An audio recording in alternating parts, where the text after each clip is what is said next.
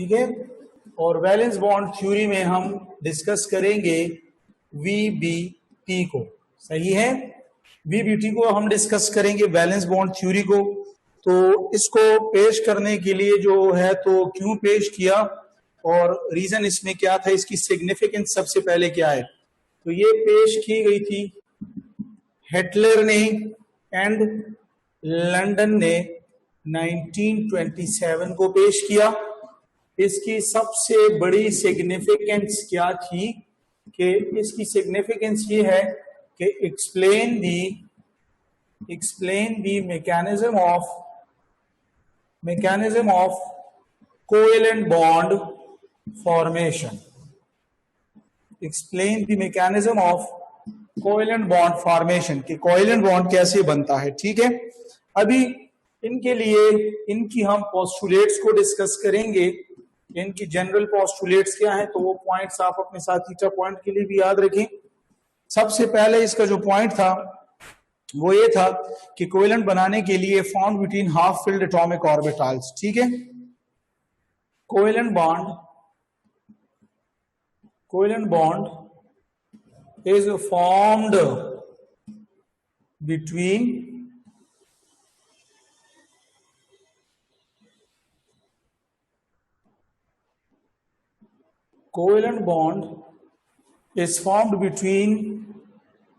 the overlapping of orbitals। अभी ये orbital जो ओवरलैपिंग कर सकते हैं, ये एटॉमिक ऑर्बिटल भी हो सकते हैं और ये हाइब्रिड ऑर्बिटल भी हो सकते हैं। इसके बाद हम हाइब्रिडाइजेशन का टॉपिक पढ़ेंगे। ठीक है, तो कोवेलेंट बॉन्ड ऑर्बिटल की ओवरलैपिंग से बनता है। ठीक है, इसकी एक सिंपल एग्जांपल अगर मैं आपको यहाँ पे दूं, तो ये हाइड्रोजन है, इसकी इलेक्ट्रॉनिक कॉन्फ़िगरेशन 1s1, ये हाइड्रोजन है, ये 1s1।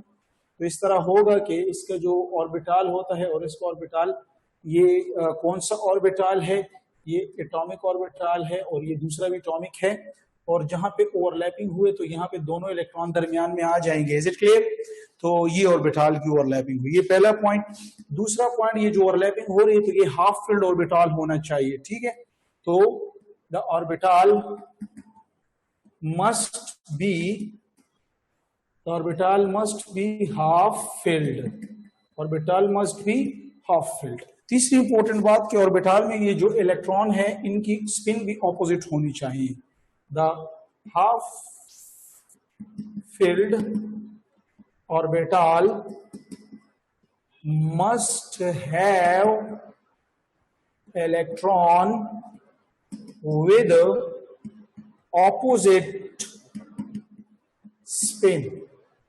ऑपोजिट स्पिन के साथ ये होना चाहिए। ठीक है, इसके बाद फिर कह रहे हैं कि the strength of covalent bond depend upon extent of overlapping. यानी यहाँ पे जो कोवेलेंट बॉन्ड बना है तो ये मजबूती यानी इसकी जो ताकत है वो किस पे डिपेंड करता है। तो पहला पॉइंट यहाँ पे लिखें कि द strength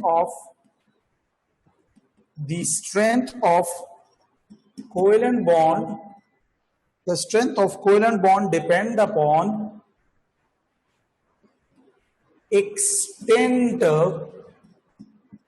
of overlapping। यानी जितनी ओवरलैपिंग ज्यादा होगी उतना जो है तो कोवेलेंट बॉन्ड ज्यादा स्ट्रांग होगा। यानी नेक्स्ट पॉइंट पढ़ते हैं, यहां पे एमसीक्यूज के लिए लिख लें, आपके लिए एमसीक्यूज के पॉइंट हैं कि फिर एक्सटेंट ऑफ ओवरलैपिंग किस पे डिपेंड करता है। तो एक्सटेंट ऑफ ओवरलैपिंग जो है is directly proportional to electronegativity.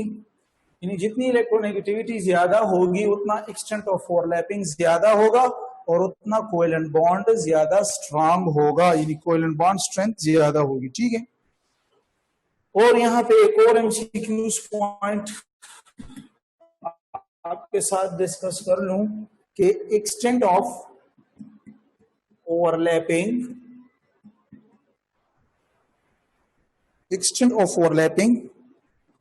is directly proportional to strength of bond। यानी जितना स्ट्रेंथ ऑफ बॉन्ड ज्यादा होगा उतना strength is directly proportional to bond dissociation energy। जितना एक्सटेंट ज्यादा ओवरलैपिंग होगा उतनी बॉन्ड स्ट्रेंथ ज्यादा होगी और उतनी उतनी बॉन्ड एनर्जी भी ज्यादा होगी, उसको टूटने के लिए बॉन्ड डिसोसिएशन एनर्जी ज्यादा होगी। और डायरेक्टली प्रोपोर्शनल टू स्टेबिलिटी, क्योंकि जितना एक्सटेंट ज्यादा ओवरलैप होगा उतना वो रिएक्शन नहीं करेगा तो उतना वो मोर स्टेबल होगा। और is inversely proportional to bond length. तो ये आपके पास बुनियादी कुछ 4 टाइप के एमसीक्यूज, बल्कि ऊपर अगर देखें तो ये 5 टाइप के एमसीक्यूज आपके पास यहाँ पे आ चुके हैं कोवेलेंट बॉन्ड की मौजूदगी में। ठीक है, फिर यहाँ पे इंपॉर्टेंट बात है, एक और बात है कि there are 2 types of covalent bonds. हमारे पास 2 टाइप्स में कोवेलेंट बॉन्ड बनते हैं ओवरलैपिंग से। एक होता है सिग्मा कोवेलेंट बॉन्ड और एक हमारे पास होता है pi covalent bond. Sigma covalent bond किस तरह होता है? ये जो होता है तो it is formed by linear overlap और हेड ऑन ओवरलैपिंग। और pi covalent bond it is formed by lateral overlapping. अभी मैं समझाता हूं। और साइड वाइज ओवरलैपिंग। ठीक है, यानी लेट सपोज अगर मैं 2 न्यूक्लियाई बनाऊं, एक ये है और एक ये है और एक ये है एक ये है, तो एक ऑर्बिटल अगर यहाँ पे है दूसरे यहाँ पे ओवरलैपिंग हुई तो इस ओवरलैपिंग को इससे जो बॉन्ड बनेगा तो वो सिग्मा कोवेलेंट बॉन्ड होगा, क्योंकि हेड ऑन कोलिजन से मतलब रिएक्शन हुआ। या इस तरह भी कह सकते हैं कि कोई सिग्मा बॉन्ड में जो न्यूक्लियाई होते हैं उनके दरमियान में ओवरलैपिंग हुई। ठीक है, लेकिन अगर हम यही बात यहाँ पे इस ऑर्बिटल में डिस्कस कर ले, लेट से इस तरह हो, तो यहाँ पे ओवरलैपिंग जो है तो साइड वाइज हो रही है, ये इसको लेटरल, तो इससे हमारे पास क्या बनता है? पाई कोवेलेंट बॉन्ड हमारे पास बनता है। ठीक है, तो याद रखें कि ओवरलैपिंग जब लीनियर होगी, ईटा में ये भी आता है लीनियर, ये हेड ऑन नहीं कहते, लीनियर और लेटरल में अक्सर आता है। तो इसके लिए हम इस तरह भी आम अल्फाज में कह सकते हैं, आपने शायद कॉलेजेस में पढ़ा हो कि the overlapping between the nuclei और ओवरलैपिंग साइड वाइज, इस तरह भी कह सकते हैं। या लीनियर हेड ऑन को ओवरलैपिंग भी सिग्मा के लिए आते हैं, या पाई के लिए लेटरल ओवरलैपिंग या साइड वाइज ओवरलैपिंग। और आपको फिर पता है कि कोवेलेंट बॉन्ड जो है तो इसकी जो स्ट्रेंथ है यानी ताकत है तो वो ज्यादा होगी, जबकि पाई जो है तो इसकी स्ट्रेंथ जो है तो वो कम होती है, यानी बॉन्ड एनर्जी के लिए कम रिक्वायर्ड होती है ब्रेकिंग के लिए, बॉन्ड डिसोसिएशन एनर्जी। ठीक है, तो ये आपके पास जनरल जो है तो कोवेलेंट बॉन्ड के साथ रिलेटेड जो है तो एक कॉन्सेप्ट हुआ। अभी इसमें हमारे पास जब ये हम पढ़ लें तो नेक्स्ट हमारे पास एक बहुत इंपॉर्टेंट बात आ जाती है कि ये ओवर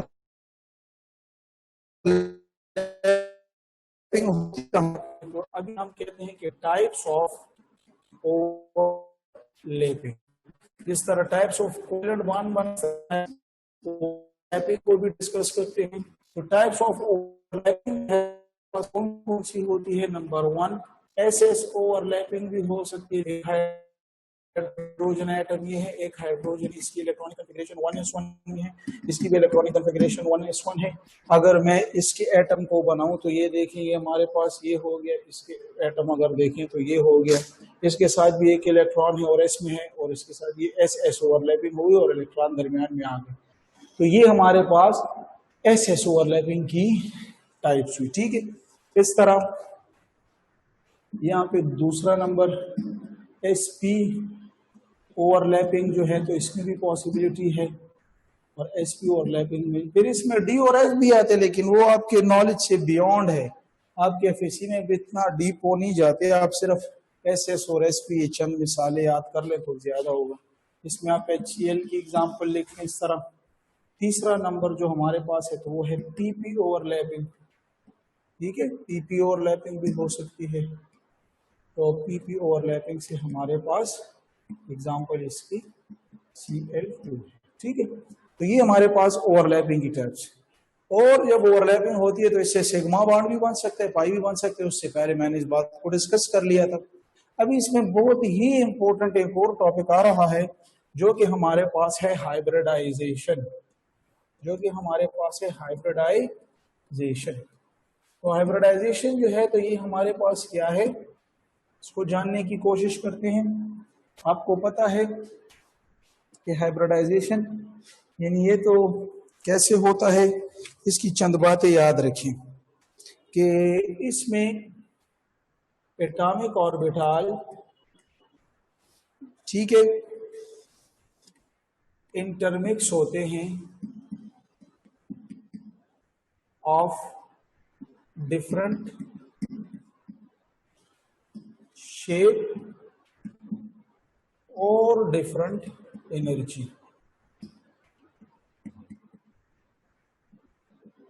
ठीक है, तो atomic orbital intermixed of different shape and energy और to form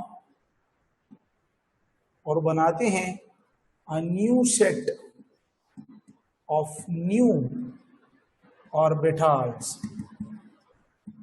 called hybrid orbitals. यानी एक नया सेट बनाते हैं हाइब्रिड ऑर्बिटल्स का, और इसके लिए लिखें हैविंग सेम शेप और same energy is called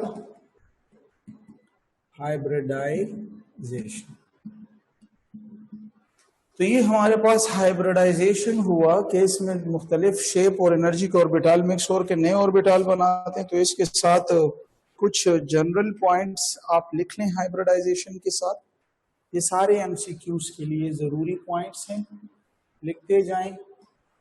number 1 point कि एटॉमिक ऑर्बिटल जितने होंगे उतने हाइब्रिड ऑर्बिटल भी बनेंगे, यानी तादाद बराबर होगी। तो number of atomic orbitals is equal to number of hybrid orbital। ये यानी 2 एटॉमिक ऑर्बिटल मिले तो 2 हाइब्रिड बनाएंगे, 4 मिले तो 4, बस जितने भी एटॉमिक ऑर्बिटल होंगे उतना हाइब्रिड बनाएंगे। ये इसका पहला एमसीक्यू है। ईटा में आ सकता है कि number of atomic orbital and hybrid orbital जो बनते हैं तो वो इक्वल होंगे, अनइक्वल होंगे, ग्रेटर होंगे, लेस होंगे। इस तरह ऑप्शन एमसीक्यूज में आ सकता है। तो इसलिए मैं एमसीक्यूज पॉइंट्स में लिख रहा हूं कि आप लिख लें कि इसमें पहला पॉइंट ये है कि नंबर ऑफ बराबर होंगे दोनों के। दूसरा नंबर इसका पॉइंट ये है कि electron do not undergo hybridization, यानी इसमें सिर्फ ऑर्बिटल हाइब्रिडाइजेशन करते हैं, इलेक्ट्रॉन नहीं करते। तो यहां पे लिख लेंगे कि electron do not undergo hybridization. Is it clear? Electron do not undergo hybridization. तीसरा नंबर, hybrid orbital always form sigma bond, यानी हाइब्रिड ऑर्बिटल हमेशा सिग्मा बॉन्ड बनाएगा। कभी ईटा में आपको क्वेश्चन आए कि sp3 है, sp2 है या sp है, इनमें से कौन सा पाई बॉन्ड बनाएगा, तो उसको डायरेक्ट जवाब दे दो कि कोई भी नहीं, क्योंकि हाइब्रिड ऑर्बिटल है, तीनों sp3 हो, sp2 हो, sp तो वो हमेशा सिंगल यानी मतलब सिग्मा बॉन्ड बनाएगा। तो hybrid orbital will always form sigma bond, ये कभी भी पाई बॉन्ड नहीं बनाएंगे। ठीक है, नेक्स्ट पॉइंट ये कि हाइब्रिडाइजेशन अगर at the time of bond formation, एक लिख लें हाइब्रिडाइजेशन। हाइब्रिडाइजेशन कब होती है, जब बॉन्ड बनने का वक्त करीब हो। Hybridization occur when bond formation takes place. चौथा पॉइंट। पांचवा पॉइंट कि हाइब्रिड ऑर्बिटल सिग्मा बॉन्ड जो होते हैं तो वो स्ट्रॉन्गर होते हैं अनहाइब्रिडाइज्ड सिग्मा बॉन्ड, यानी एक होता है पीपी सिग्मा बॉन्ड बनाता है और एक sp2 बनाता है, या sp3 या sp तो ये sp, ये जो हाइब्रिडाइज ऑर्बिटल का जो सिग्मा बॉन्ड होता है तो ये अनहाइब्रिडाइज एटॉमिक ऑर्बिटल से हमेशा स्ट्रांग होता है। तो हाइब्रिडाइज ऑर्बिटल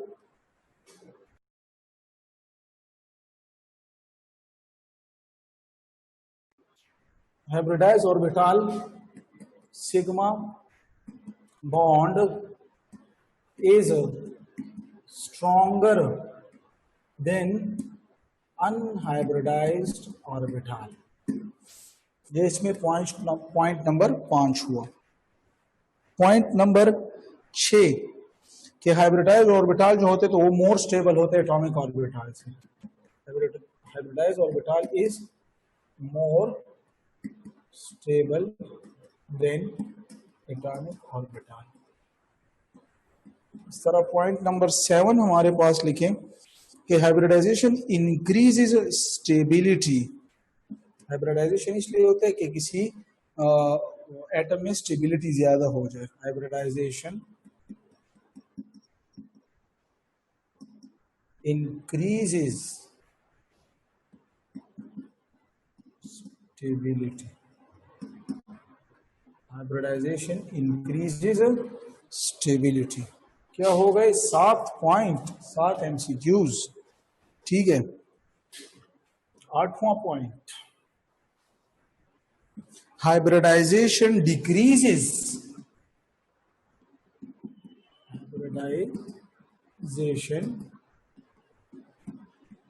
डिक्रीजेस, ये डिक्रीज क्या करता है? हाँ, जब वो स्टेबिलिटी इंक्रीज करता है तो डेफिनेटली रिएक्टिविटी को डिक्रीज करेगा और एनर्जी को भी डिक्रीज करेगा।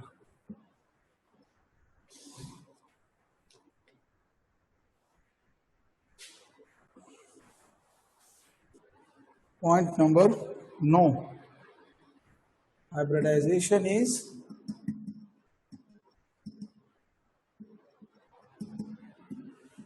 एक्सोथर्मिक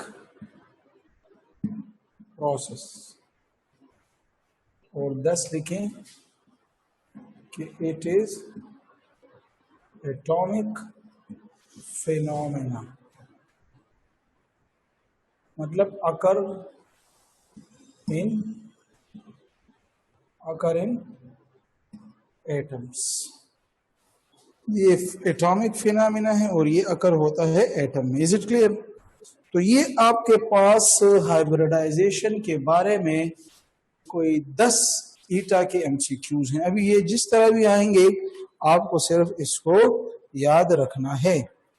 फिर हाइब्रिडाइजेशन के टाइप्स तो बहुत हैं, लेकिन हम यहाँ पे जनरली डिस्कस करते हैं कि किसी यहाँ पे हाइब्रिडाइजेशन से आपके पास एक नंबर आएगा जिसको स्टीरिक नंबर कहते हैं। ठीक है, तो हाइब्रिडाइजेशन के फार्मूले जरा लिखते हैं, फिर उसको मैं आपको एग्जांपल पे करवा दूंगा।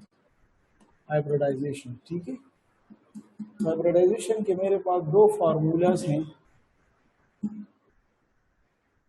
एक हमारे पास ज्यादातर ऑर्गेनिक मॉलिक्यूल्स में यूज होता है और एक हमारे पास ऑर्गेनिक में भी यूज हो सकता है और इनऑर्गेनिक में भी यूज हो सकता है, इनऑर्गेनिक मॉलिक्यूल्स। तो ऑर्गेनिक मॉलिक्यूल के लिए जो हाइब्रिडाइजेशन का फार्मूला है, तो वो hybridization is equal to number of sigma bond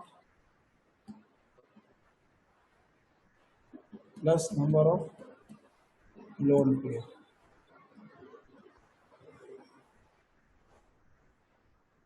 ठीक है, लेकिन इसके लिए जो फार्मूला है, hybridization is equal to 1/2 m + v - c + a। ठीक है, तो ये आपके साथ एक और फार्मूला है। तो ये 2 फार्मूलाज आप अपने साथ याद रखें। इंशाल्लाह आपको ईटा में जो भी कोई स्पीशीज आ जाए कि ये कौन सी हाइब्रिडाइजेशन है, अव्वल तो ऑर्गेनिक होगा, सिंपल CH4 और CH2H6 सिंपल पहले से हो जाते हैं। लेकिन अगर ज्यादा टफ एग्जाम्पलें आपको मिले तो उससे आप फिर ऐसे करें कि उससे आप जो है तो इस फार्मूला नंबर सेकंड को फाइंड आउट करें, यानी सेकंड से आपके पास फाइंड आउट हो सकते हैं। ठीक है, सेकंड से आपको फाइंड आउट हो सकते हैं। अभी लेट सपोज अगर मैं आपको यहाँ पे एग्जांपल्स करवाऊं, लेट से मैं आपको बताऊं कि मेरे पास कौन सा आयन है, लेट से मेरे पास आयन है कौन सा, NH4+1 अमोनियम आयन है हमारे पास। ठीक है, या जरा वो कर लूंगा, चलो पहले सिंपल से स्टार्ट। ये देखिए लेट से हमारे पास आ जाएगा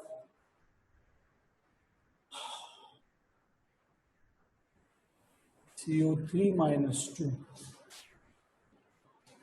CO3-2 का जो है हमारे पास इसमें हाइब्रिडाइजेशन क्या है, तो सिंपल कार्बोनेट आयन की लिखें। अभी ये उससे नहीं होता, वो पहले वाले फार्मूले से नहीं, ये नहीं होता, ये अब दूसरे वाले फार्मूले से करें। तो हाइब्रिडाइजेशन इज इक्वल टू 1/2, ये M जो होते हैं ना, M + V - C + A, उसे मैंने बताया था, ये मोनोवेलेंट एटम्स होते हैं, ये मोनोवेलेंट एटम्स होते हैं, जो कि हमारे पास हाइड्रोजन या हेलोजन हो सकते हैं, जो कि फ्लोरीन, क्लोरीन, ब्रोमीन और आयोडीन है। V का मतलब है valence electron in central atom, ये इसका सेंट्रल कार्बन एटम। इस तरह C जो है तो ये केटाइन को जाहिर करता है, लेकिन केटाइन से पहले आप माइनस का चार्ज लगाओगे, और ये जो A होता है तो ये एनाइन को जाहिर करता है, और एनाइन से पहले आप A को जाहिर करोगे। ठीक है, तो ये हमारे पास हाइब्रिडाइजेशन का फार्मूला सामने आ चुका है। अभी मेहरबानी करें और यहाँ पे पुट करें, तो hybridization is equal to 1/2 monovalent, ना इसमें हेलोजन है ना हाइड्रोजन है, तो इसको छोड़ दे। वैलेंस शेल इलेक्ट्रॉन को देखे तो कार्बन के एटॉमिक नंबर कितना होता है, 6 होता है ना, कार्बन का 6 होता है, तो पहले शेल में 2 हो गए और वैलेंस शेल में इसके 4 इलेक्ट्रॉन जनाब होते हैं, यहाँ पे 4 आ जाएगा। और बाकी ये एनाइन है, एनाइन -2 है, और एनाइन से पहले क्या लगाएंगे, प्लस लगाएंगे, तो यहाँ पे +2 हो जाएगा। तो इससे हमारे पास हो जाएगा 1/2 और जो है तो 6 हो जाएगा, और ये 6 / 2 तो ये आ जाएगा 3। तो स्टीरिक नंबर जब आपके पास 3 आ जाए तो हाइब्रिडाइजेशन ये होगी sp2। ठीक है, तो जो इस पे समझ चुका है हाथ उठाए, शाबाश। ये जरा मैंने मुश्किल वाली स्पीशीज की है, ठीक है ना, जरा मुश्किल आयंस में जब आपको अक्सर आ जाते हैं तो फिर आप जरा परेशानी होती है आपको। तो इंशाल्लाह आपको इन क्वेश्चन से नहीं घबराना, आप इस फॉर्मूला को फॉलो अप करें, और यहाँ से जो है तो इस पे आप ज्यादातर आपको इस पे आ जाती हैं, तो इससे जो है तो आपकी हाइब्रिडाइजेशन सिंपली निकल आती हैं। ठीक है, तो आपके पास हाइब्रिडाइजेशन क्या हुई, हाइब्रिडाइजेशन आपके पास हुई इसकी ये। इस तरह अगर मैं H2O की निकालना चाहूँ, H2O की ये फिर मैं निकाल दूंगा, H2O की ये देखिए ना, उससे भी निकल आते हैं, जरा आप इससे कर ले 1/2।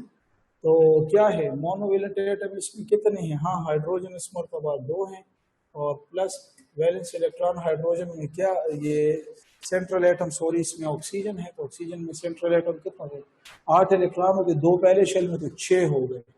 ठीक है, और इसके ऊपर तो कुछ चार्ज है नहीं कि मैं -C या +A को छेड़ दूं, तो बस यहाँ पर ही ओके हो गया है, ये 1/2, इससे आ गया 8, और ये 8/2, तो इससे हमारे पास आ जाते हैं 4, और 4 स्टीरिक नंबर जिसका भी आ जाए तो ये हमारे पास sp3 हाइब्रिडाइजेशन। ठीक है, तो आप ऐसे करें कि इन फॉर्मूलाज को यूज करें और इनको यूटिलाइज करके आप जो है तो निकालते जाएं। ठीक है, अभी इसमें मैं आपको चंद और अहम बातें यहाँ पे डिस्कस करना चाहता हूँ कि हमारे पास अगर स्टीरिक नंबर, अगर हमारे पास स्टीरिक नंबर क्या आएगा, 2 आएगा। ठीक है, तो इसकी जो हाइब्रिडाइजेशन होगी तो वो हमारे पास sp होगी, इसमें मेरे पास जो एंगल होगा तो वो 180 होगा, इसमें हमारे पास जो ज्योमेट्री आएगी तो वो लीनियर आती है। शेप की बात नहीं कर रहा बेटा, ज्योमेट्री की बात कर रहा हूँ, तो वो लीनियर आए। ठीक है। और एग्जाम्पल मेरे पास, मैं बस सादी सी एक CO2 एग्जाम्पल डाल दूंगी। ठीक। तो ये आपके पास पहले जो है तो कंडीशन हुई, ये कंडीशन यानी एक चार्ट की सूरत में जो है तो आप अपने साथ याद कर लें। अगर आपके पास स्टीरिक नंबर 3 हुआ, अगर आपके पास स्टीरिक नंबर 3 हुआ तो हाइब्रिडाइजेशन आपके साथ आ जाएगी बेटा sp2। एंगल इसका हो जाएगा 120 डिग्री और शेप इसका, ज्योमेट्री इसकी हो जाएगी ट्राइगोनल प्लेनर या जस्ट ट्राइगोनल भी कह सकते हैं। इसकी एग्जांपल भी फिर बहुत सारी हैं, वो आप खुद ट्राई किया करें। ठीक है। इसके साथ मैं, अगर ये वो सिंपल है ना, मैं इसमें आपको एक उस हद तक ले जाना चाहता हूँ कि इसमें मैं 2-3 और स्टीरिक नंबर आपके साथ इंट्रोड्यूस कर सकूं, जिससे आपको ईटा में फायदा होगा या प्रैक्टिस बुक से देखेंगे तो आपको फायदा होगा। अगर स्टीरिक नंबर आपके पास 4 आ गया तो फिर वही बात कि 4 स्टीरिक नंबर जो है तो ये sp3 होता है और इसमें जो हमारे पास एंगल नॉर्मल 10.5 डिग्री और ये टेट्राहेड्रल होता है। लेकिन कहीं कहीं पे ये देखा गया है कि 4 स्टीरिक नंबर पे एक और हाइब्रिडाइजेशन भी आई है जिसको हम DSP2 कहते हैं, क्योंकि अगर इसको दायका जाए तो ये 2 हुए, ये 3 और ये 4, तो DSP2 में भी स्टीरिक नंबर 4 आता है। तो इस चीज़ों के लिए आप बहुत ख्याल करें कि DSP2 में हमारे पास जो इसकी ज्योमेट्री होगी तो वो होगी स्क्वायर प्लेनर। ये ईटा का इम्पोर्टेंट क्वेश्चन है। अल्लाह अकबर, ये लाइट यार क्या कर रही है? आपको मेरी आवाज आ रही है? Raise your hands. Very good. आज यहाँ पे सुबह से इतनी बदतरीन किस्म की लोड शेडिंग है कि अगर मेरे जिस्म से पसीना निकला हो तो शायद ही कोई 5 लीटर से ज्यादा।